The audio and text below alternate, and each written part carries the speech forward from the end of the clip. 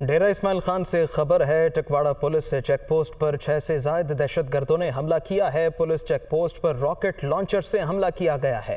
Police کی بھرپور جوابی کارروائی سے 2 دہشت گرد زخمی ہوئے ہیں۔ دہشت گرد اپنے زخمی ساتھیوں کو اٹھا کر فرار ہو گئے ہیں۔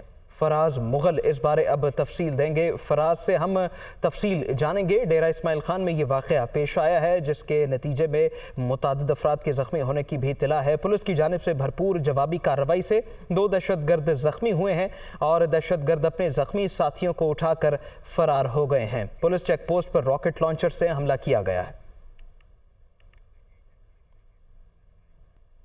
خیبر پختونخوا اسمبلی سے خبر ہے کہ خیبر پختونخوا اسمبلی کے انتخابات 8 اکتوبر کو ہوں گے۔ الیکشن کمیشن نے خیبر پختونخوا اسمبلی کے لیے انتخابات کی تاریخ کا اعلان کر دیا۔ خیبر پختونخوا اسمبلی کا الیکشن 8 اکتوبر کو ہوگا۔ اس حوالے سے نوٹیفیکیشن جاری کر دیا گیا۔ گورنر خیبر پختونخوا نے 8 اکتوبر کی تاریخ الیکشن کے لیے تجویز کی تھی۔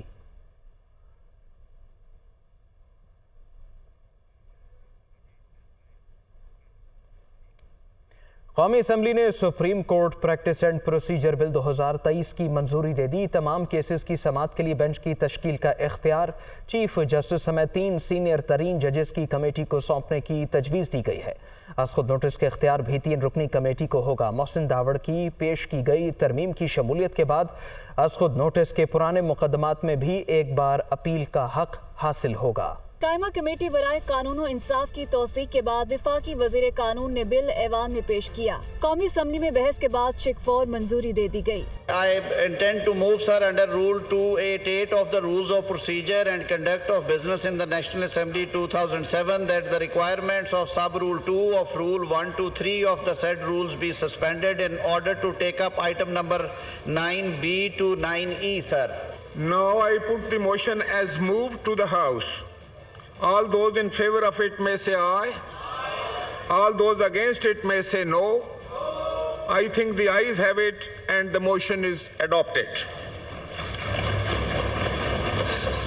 Supreme court practice and procedure bill 2023 میں تمام کیسز کی سماعت کے لیے بینچ کی تشکیل کا اختیار چیف جسٹس سمیت 3 سینئر ترین ججوں کی کمیٹی کو سونپنے کی تجویز دی گئی ہے۔ از خود نوٹس کا اختیار بھی 3 رکنی کمیٹی کو ہی حاصل ہوگا۔ از خود نوٹس کے فیصلے پر 30 روز میں اپیل کا حق دینے کی تجویز بھی دی گئی ہے۔ اپیل دائر ہونے کے بعد 14 روز میں اسے سماعت کے لیے بھی مقرر کرنا ہوگا۔ معاملہ لارجر بینچ سنے گا۔ قومی اسمبلی سے منظور بل کے تحت آئین کی تشریح کے مقدمات سننے والا بینچ کم از کم 5 ججوں پر مشتمل ہوگا۔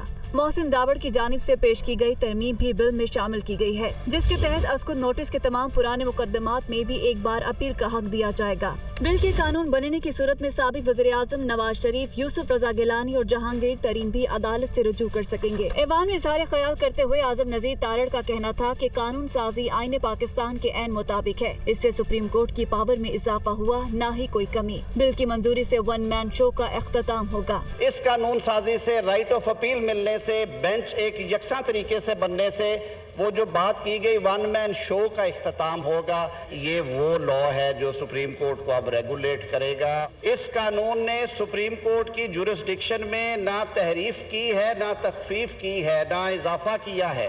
سپریم کورٹ کی اپنی ورکنگ کے اندر ان کی، بلکہ اس سے تو جیسے میں نے کہا پہلے بیان کیا کہ اور زیادہ بہتری آئے گی۔ قومی اسمبلی سے منظوری کے بعد بل اب سینٹ میں پیش کیا جائے گا۔ ایوان بالا سے منظوری کے بعد بل صدر مملکت کو بھجوایا جائے گا۔ صدر کی جانب سے منظوری نہ دیے جانے پر پارلیمنٹ کے مشترکہ اجلاس سے پاس کرایا جائے گا۔ صدر مملکت نے دوبارہ بھی دستخط نہ کیے تو یہ 10 روز بعد از خود نافذ العمل ہو جائے گا۔ سپریم کورٹ کے 3 رکنی بینچ نے قواعد بنائے جانے تک از خود نوٹس کے تمام کیسز ملتوی کرنے کا اکثریتی فیصلہ دے دیا ہے۔ جسٹس شاہد وحید نے فیصلے سے اختلاف کر دیا۔ جسٹس قاضی فائز عیسیٰ کی سربراہی میں سپریم کورٹ کے 3 رکنی بینچ کا بڑا فیصلہ۔ قواعد بنائے جانے تک آرٹیکل 184(3) از خود نوٹس کے تمام کیسز کو ملتوی کر دیا جائے۔ 2-1 کے تناسب سے اکثریتی فیصلہ جاری۔ جسٹس قاضی فائز عیسیٰ کی سربراہی میں جسٹس امین الدین خان اور جسٹس شاہد وحید پر مشتمل 3 رکنی بینچ نے حافظ قرآن کو 20 اضافی نمبر دینے کے از خود نوٹس کیس کا تحریری فیصلہ جاری کیا۔ جسٹس قاضی فائز عیسیٰ کے تحریر کردہ اکثریتی فیصلے میں کہا گیا ہے کہ چیف جسٹس کو خصوصی उसे बेंच बनाने का इख्तियार नहीं है। चीफ जस्टिस को ये भी इख्तियार नहीं कि बेंच की तश्कील के बाद किसी जज को अलग करें। तहरीरी फैसले में मजीद कहा गया कि आवाम का अदलिया पर एतमाद बहाल करने के लिए जजेस का एहतसाब होना चाहिए। अदलिया पर तनकीद को रोका गया तो अदलिया का वजूद बरकरार नहीं रहेगा। 3 रुकनी बेंच में शामिल जस्टिस शाहिद वहीद ने दीगर 2 साथी जजेस के फैसले से इख्तलाफ किया। मुस्लिम लीग नून की चीफ ऑर्गेनाइजर मरियम नवाज कहती हैं खड्डियां जलसे ने मीनार पाकिस्तान जलसे को खुड्डे में फेंक दिया। गुजरे 6 बरस के दौरान गीदड़ को लीडर का मास्क पहनाने की हर मुमकिन कोशिश की गई, फिर भी अंदर से घड़ी चोर ही निकला। इलेक्शन होगा लेकिन इससे पहले सिलेक्शन का फैसला होगा। वो खड्डिया में वर्कर्स कन्वेंशन से खिताब कर रही थी। गीदड़ को पिछले 6-7 साल से लीडर का मास्क पहनाने की पूरी कोशिश की गई। जब मास्क उतरा तो बीच में से क्या निकला? घड़ी चोर। छतों के लेंटर खुल जाते हैं लेकिन 5 महीने से टांग का प्लास्टर नहीं उतरा। जब गाड़ी से निकलता है तो वो काला डब्बा अपने सर पर रख लेता है। वो काला सा घूंघट निकाल के दुल्हन बन जाता है। मीनारे पाकिस्तान के स्टेज को बुलेट प्रूफ बंकर में तब्दील कर दिया। उस दिन इसकी तकरीर एक हारे हुए शख्स की तकरीर थी। कह रहा था मैं जानता हूं मेरे मुंह पर कांटा लग गया, ये मुझे इक्तदार में नहीं आने देंगे। तो हाँ इमरान खान सुन लो, ये कौम तुम्हें अब कभी इक्तदार में नहीं आने देगी। रोज अपने कत्ल की नई कहानी गढ़ के सुनाता है। कभी कहता है राना सनाउल्लाह मुझे कत्ल करना चाहता है, कभी कहता है पंजाब पुलिस के 5 लोग मुझे कत्ल करना चाहते हैं, कभी कहता है आईजी इस्लामाबाद मुझे कत्ल करना चाहता है। तो भाई एक पासे खलो जा, इलेक्शन होगा, जरूर होगा, लेकिन इलेक्शन से पहले सिलेक्शन का फैसला होगा। इतने मुश्किल हालात में भी शहबाज शरीफ हुकूमत का पेट काट कर मुफ्त आटा फराहम कर रहा है गरीब आवाम को। पंजाब और केपी में इंतखाबात के इल्तिवा से मुतालिक केस की समाअत हुई। चीफ जस्टिस पाकिस्तान ने रिमार्क से कि इलेक्शन कमीशन चाहता है अदालत 8 अक्टूबर की तारीख पर मोहर लगाए। मामूली लड़ाई झगड़े हर मुल्क में होते हैं, हुकूमत ऐसा निज़ाम बनाए लोग घर से ही वोट कास्ट करें। इलेक्शन कमीशन रास्ता नहीं ढूंढ सकता तो हम ढूंढेंगे। रिपोर्ट देखिए। पंजाब केपी इलेक्शन इल्तवा केस की समाअत। सुप्रीम कोर्ट ने सियासी दर्जा हरारत कम करने के लिए तहरीक इंसाफ से तहरीरी यकीन दहानी मांग ली। हालात कब बेहतर होंगे? वजारत दाखिला और दिफा से जवाब तलब। 4 जजेस का फैसला ही ऑर्डर ऑफ द कोर्ट, जिसे चीफ जस्टिस ने जारी ही नहीं किया। क्या जस्टिस याहिया आफरीदी और जस्टिस अतहर मिनल्ला का फैसला हवा में तहलील हो गया? जस्टिस जमाल मंदूखेल की गुज़श्ता रोज के रिमार्क्स पर वजाहत। कहीं नहीं लिखा कि फैसला 3-4 का है। खुली अदालत में 5 जजेस ने फैसला सुनाया। जस्टिस मुनीब अख्तर के रिमार्क्स, जो मामला हमारे चैम्बर का है इसे वहाँ ही रहने दें। चीफ जस्टिस की समाअत के दौरान वकील इलेक्शन कमीशन सजील सवाती ने दलाल देते हुए कहा, आइन में इंतखाबात के लिए साजगार माहौल भी होना जरूरी है। इलेक्शन कमीशन ने 1 मार्च के फैसले पर अमल दरामद किया। फौज ने सिक्योरिटी के लिए जवान देने से इनकार किया। एजेंसियों ने इलेक्शन कमीशन को खुफिया रिपोर्ट्स भी दी, जिसमें भक्खर मियांवाली में टीटीपी और सिंधु देश समेत मुख्तलिफ कलादम तंजीमों की मौजूदगी जाहिर की गई। अदालत कहे तो वो रिपोर्ट्स भी दिखा देंगे। चीफ जस्टिस ने इस्तफसार किया, पूरे मुल्क में इंतखाबात हों तो कितना खर्चा होगा? अटार्नी जनरल ने बताया मुल्क में एक साथ इंतखाबात पर 47 अरब रुपए खर्च होंगे, जबकि इलेक्शन अलग अलग हों तो 20 अरब इजाफी खर्च होगा। जस्टिस एजाजुल एहसन ने कहा, गवर्नर और सदर की दी गई तारीख इलेक्शन कमीशन कैसे तब्दील कर सकता है? क्या इलेक्शन एक्ट का सेक्शन 58 आइन से बालातर है? वकील इलेक्शन कमीशन ने कहा, फंड्स और अदारों से मुआवनत मिले तो पंजाब में इलेक्शन करवाने के लिए तैयार हैं। लाहौर में ऑल पाकिस्तान वकला कन्वेंशन इंतखाबात बरवक्त कराने समेत दीगर करारदादें मंजूर की गईं। वकला रहनुमाओं ने सियासी मफादात के लिए सुप्रीम कोर्ट के जजेस पर हमलों की भी मजम्मत की है। लाहौर से मोहम्मद अशफाक की रिपोर्ट।